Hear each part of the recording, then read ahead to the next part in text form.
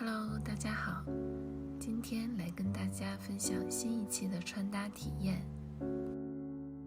首先要介绍的这款单品是莱密的暗金系列。之前呢测评过这个系列的黑色和肤色，我现在身上穿的呢是黑色。现在来拆开同款系列的灰色和蓝色。我们主要来看一下灰色。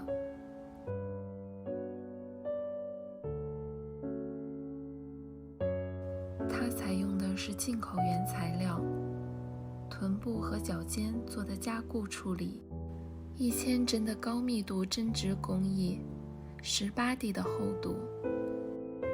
我们能看到撑得越开越丝滑越油亮，穿着舒适度非常高。下面我来试穿一下。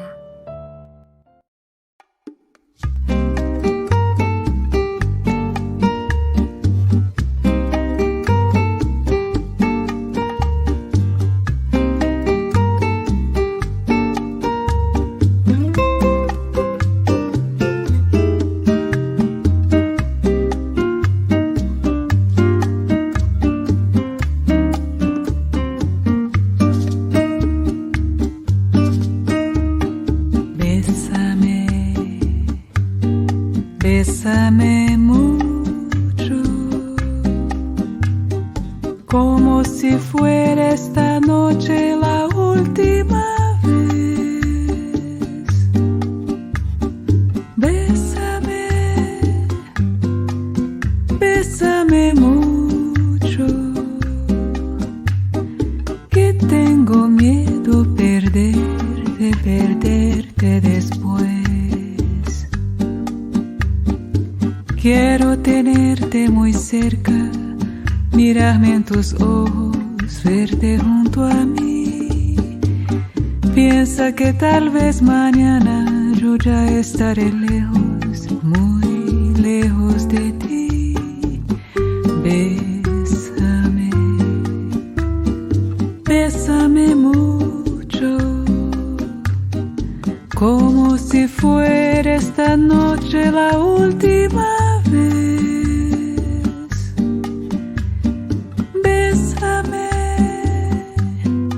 bésame mucho,